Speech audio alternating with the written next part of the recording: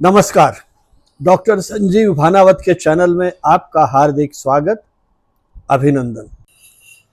Anne Frank, यह नाम आपने शायद सुना हो, और यदि सुना है तो आपकी उसकी एक पुस्तक diary of a young girl की याद आ गई होगी, और नहीं सुना है तो मैं आज आपको उस नन्ही बालिका की कहानी सुनाने जा रहा हूं जिसका जन्म 1929 में हुआ था और मात्र 14-15 वर्ष की उम्र में उसका निधन भी हो गया।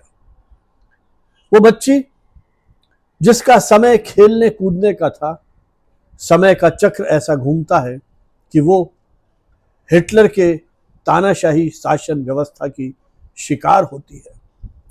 अपने जीवन को बचाने के लिए उसे परिवार सहित एक छोटे से कमरे में छिप करके रहना पड़ता है।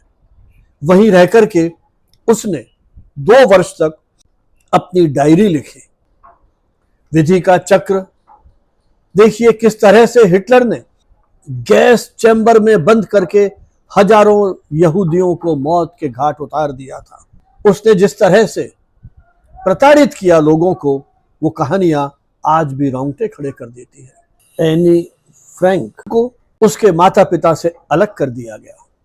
3 वर्ष अपनी बड़ी बहन के साथ उसे भी इसी तरह के एक यातना शिविर में बंद कर दिया गया, और वहीं इतनी गंदगी थी, इतना काम कराया जाता था कि वो ये सब कुछ नहीं झेल सकी और उस बीमारी की चपेट में आकर के उसका निधन हो गया।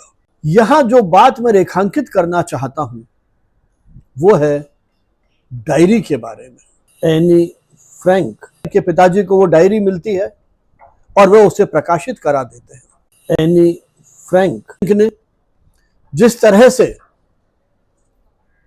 अपने जीवन के अनुभवों का निचोड़ उसमें प्रस्तुत किया, उसने लिखा, the paper have more patience than people. व्यक्तियों से ज्यादा धैर्य कागज में है। आप किस तरह से अपने मित्रों के साथ सुख दुख साझा करते हैं। आखिर आपका मित्र कितने समय तक आपके उन दुखों को, उन पीड़ाओं को, उनकी व्यथा को सुनेगा? उसका भी तो एक समय है।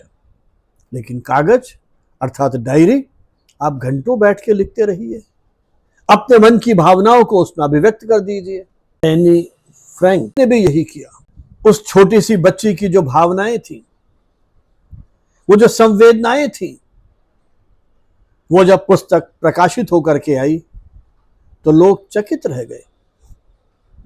ऐसा कहते हैं उसकी यह पुस्तक 70 भाषाओं में प्रकाशित हो चुकी है और दुनिया के अनेक विश्वविद्यालयों, स्कूलों के पाठ्यक्रमों में यह उसकी जो डायरी है वो पढ़ाई जाती है।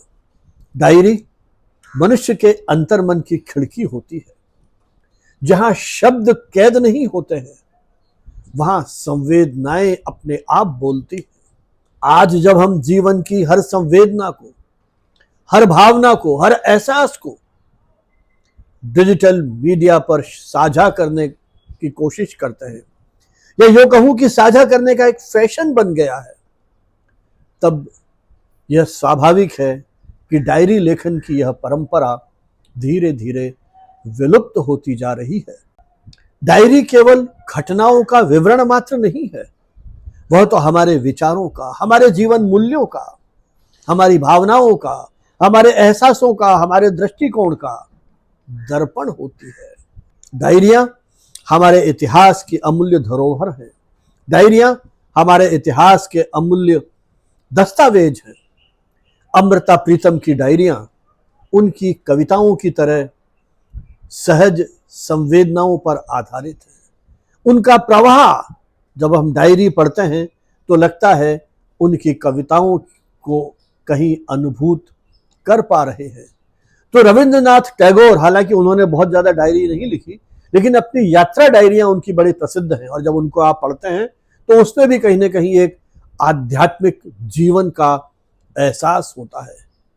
ये डायरियां उन लेखकों की निजी संपत्ति नहीं है, बल्कि अब जब वे सार्वजनिक हो गई हैं तो उन्होंने स्वयं के साथ साथ अपने उस युग को भी एक अमरता प्रदान की है, वैभव प्रदान किया है। डायरी लेखन व्यक्ति स्वयं से जुड़ता है।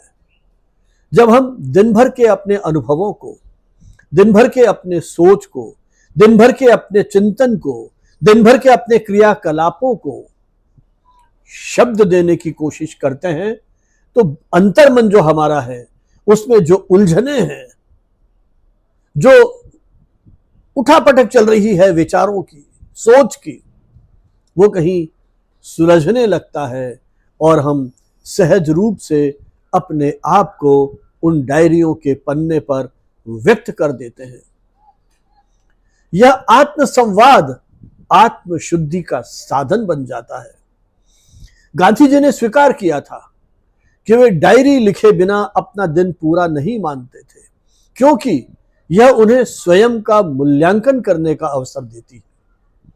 आज जब हम सोशल मीडिया की पोस्ट और स्टोरी में बिजी हो गए हैं, लाइक और कमेंट्स में हमारी दुनिया रच बस गई है, तो यह आत्म मंथन का अवसर लगभग खो गया है, गायब हो गया है। आवश्यकता है इन अनुभवों को एक बार फिर पुनर्स्थापित करने की। आप इन डायरियों के माध्यम से अपने अतीत की ओर झांकते हैं। आप इन डायरियों को पढ़ करके इतिहास को समझते हैं। आप इन डायरियों को पढ़ के भविष्य की रूपरेखा बना सकते हैं। ये डायरियां कहीं आपको अपने जीवन के उस अतीत का स्मरण कराते हुए भविष्य की कार्य योजना बनाने के लिए भी प्रेरित करती है। बीते दशकों में डायरी, कागज और स्याही, ये सब अब स्क्रीन तक पहुंच गया है। ना आपके पास डायरी है, ना आपके पास कागज है, ना आपके पास कलम और स्याही है, सब कुछ स्क्रीन पर है। पहले लोग ताले में बंद डायरी में अपने मन की बात लिखते थे। आज वही बात नोट्स ऐप और ब्लॉग के रूप में हम निरंतर टाइप करते रहते हैं। फर्क यह है, तब शब्दों में जो भावनाएं थी, जो भावनाओं का ताप था, गहराई थी, भावनाओं की जो संवेदना थी, भावनाओं की जो गर्मी थी, भावनाओं की जो शीतलता थी, अब वो सब कुछ इन बाइट्स में नहीं महसूस हो पाता है। हाथ से लिखे गए शब्दों में जो अपनापन है, जो आत्मीयता है, जो एक निजता का भाव है, वो इन डिजिटल माध्यमों में कहीं गायब हो गया है, लुप्त हो गया है। जब हम पुरानी डायरी के पन्ने पलटते हैं तो हम उस समय की खुशबू का एहसास कर सकते हैं। उसमें दर्ज पंक्तियां हमें उन पुराने दिनों की ओर ले जाती हैं। ओशो ने भी लिखा था, जब मैं पुरानी डायरी पढ़ता हूं तो लगता है जैसे मैं कोई दूसरा व्यक्ति था, लेकिन फिर भी मैं वही था। डायरी व्यक्ति को उसके अतीत के साथ जोड़ती है और उसकी स्मृतियों को जीवंत बनाए रखती है। डायरी लेखन व्यक्तिगत नहीं, एक सामाजिक दस्तावेज है। कई बार सामान्य व्यक्तियों की डायरियां भी इतिहास और समाज की महत्वपूर्ण स्रोत बन जाती हैं, जिनके आधार पर आप उस समय के सामाजिक राजनीतिक दर्शन का एहसास कर सकते हैं। उस समय के समाज को समझने में ये डायरियां विशेष योगदान देती हैं। उस समय के परिवार, उस समय का समाज, उस समय का प्रदेश, राष्ट्र किस तरह का जीवन यापन कर रहे थे, कौन सी सामाजिक परंपराएं उस समय अस्तित्व में थी, व्यक्तियों की मनस्थिति, मनोदशा आदि, ये सब कुछ उन डायरियों के माध्यम से हम समझ सकते हैं। और आप जानते होंगे, स्वाधीनता संग्राम में न जाने कितने क्रांतिकारियों ने अपनी निजी डायरियां लिखी है। भगत सिंह की डायरी तो बहुत लोकप्रिय हुई है, उस पर कितनी शोध हो रही है। ऐसे न जाने कितने भगत सिंह स्वाधीनता संग्राम में हुए हैं, जिन्होंने अपनी निजी डायरियों में उस गुलामी की पीड़ा, व्यथा और आजादी की ललक का जितना खूबसूरत वर्णन किया है, वो कहीं आज हमें उस स्वाधीनता संग्राम की, उस संघर्ष चेतना से, उस राष्ट्रीय भावना से कहीं ना कहीं जोड़ता है। हम उस दौर की पीड़ा और प्रेरणा दोनों का एक तरह से साक्षात्कार कर सकते हैं उनकी डायरियों के माध्यम से। ऐसे न जाने कितने क्रांतिकारी, साहित्यकार, कलमकार हमारे देश में हुए हैं जिनकी डायरियां आज ऐतिहासिक दस्तावेज बन गई हैं। आज सोशल मीडिया ने अभिव्यक्ति के न जाने कितने प्लेटफॉर्म आपके सामने खोल दिए हैं, पर क्या उसमें वो ईमानदारी, प्रामाणिकता है जो हम डायरी के अंदर महसूस करते हैं? डायरी व्यक्ति को दूसरों को नहीं, स्वयं को समझने का एक अवसर देती है। वो स्वयं को समझने का ही तो मंच है। डिजिटल मीडिया, जहां आप निरंतर कुछ न कुछ लिख रहे हैं, वो खुद से के साथ संवाद नहीं है, वो तो दूसरे को प्रभावित करने का, आत्म प्रदर्शन करने का एक ऐसा मंच बन गया है जहां सब कुछ हम अच्छा ही अच्छा देखते हैं। डायरी में आत्म खोज है, डिजिटल मीडिया में आत्म प्रदर्शन है। यही कारण है कि डायरी लेखन मनुष्य की संवेदनशीलता का एक ऐसा दर्पण है जहां हम स्वयं के जीवन को, अपनी पूरी यात्रा को, जीवन यात्रा को देखते हैं, समझते हैं, महसूस करते हैं। लेकिन सोशल मीडिया उस छवि का एक मुखौटा मात्र है। मुझे लगता है डायरी लेखन की इस परंपरा को पुनर्जीवित करने के लिए हमारे शैक्षणिक संस्थानों को आगे आना होगा। बचपन से ही जैसे ही बच्चा कुछ लिखने की ओर प्रवृत्त होता है, स्कूल के शिक्षक और परिवार में अभिभावक, बड़े भाई बहन उस बच्चे को प्रेरित करें कि वो प्रतिदिन कुछ लिखे। एक वाक्य लिखे, 2 वाक्य लिखे, 3 वाक्य लिखे। धीरे धीरे उसके इस लेखन शैली को विकसित करने के प्रयास होने चाहिए ताकि अंततः वो बच्चा जो कुछ सोच रहा है उसे अपनी डायरी में अंकित कर सकने में सक्षम हो सके। इस तरह का अभ्यास उसे कराया जाना चाहिए। ये उसकी जो लेखन कौशल है, राइटिंग स्किल्स हैं, उसको बेहतर बनाएगा। जब हम लिखने की कोशिश करते हैं तो हम कुछ सोचते हैं, विचार हमारे मन में आते हैं, और जब उनको हम लिखने की कोशिश करेंगे तो एक क्रमबद्धता की ओर ध्यान रखेंगे। तो कैसे हम अपने लेखन को तार्किक बनाएं, कैसे क्रमबद्ध विवेचन हो, इसका शिक्षण प्रशिक्षण डायरी के माध्यम से बाल्यकाल में ही हो सकता है। और जैसे जैसे बच्चा बड़ा होगा, परिपक्व होगा, तो उसके लेखन में निखार निश्चित रूप से आएगा। लेकिन अब यह लेखन कौशल और आत्म अनुशासन न जाने कहां लुप्त होता चला जा रहा है, और उसकी जगह हम आ गए हैं पावर पॉइंट प्रेजेंटेशन में। ये पावर पॉइंट प्रेजेंटेशन और डिजिटल नोट्स, अब ये हमारे जीवन के प्रमुख हिस्से हो गए हैं। शब्दों की जगह आंकड़े आ गए हैं, भावनाओं की जगह स्लाइड्स आ गई हैं। इसलिए आज की पीढ़ी लिखती कम है और टाइप ज्यादा करती है, सोचती कम है, प्रदर्शित ज्यादा करती है। इसलिए जरूरी है डायरी लेखन की इस परंपरा को जीवित किया जा सके, पुनर्जीवित किया जा सके, ताकि इस संवेदनशील परंपरा को हम और आगे बढ़ा सकें।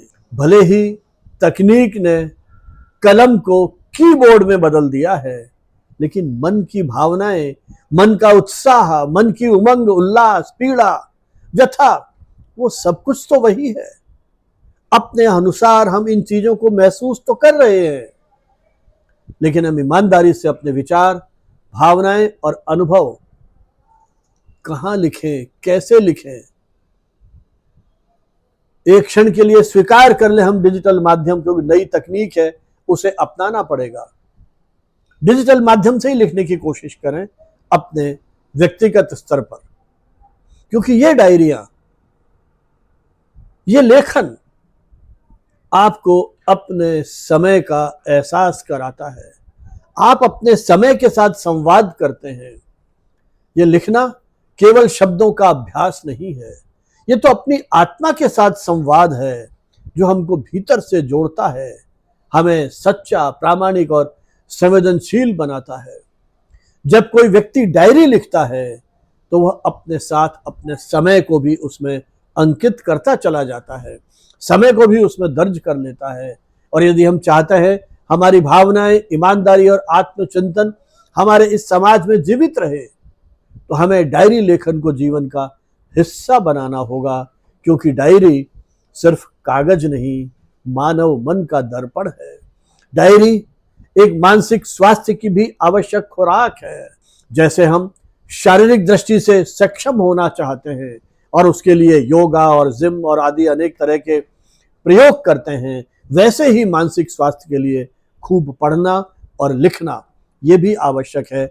और उस लिखने का प्रारंभिक चरण है डायरी लेखन, जो आपके लेखन के साथ साथ आपके समय, आपके उन सारे उस जीवन के विभिन्न दौर को कहीं न कहीं इस तरह से समेटेगा कि जब आप आगे जाएंगे तो आपको पढ़ते समय वो डायरी गुदगुदाएगी, कभी हंसाएगी, कभी रुलाएगी उन क्षणों की याद करके, लेकिन उस हंसी और रुदन में भी जीवन के ऐसे क्षण होंगे, जीवन के खट्टे मीठे अनुभव होंगे जो कहीं आपको निरंतर आगे बढ़ने के लिए प्रेरित करते रहेंगे।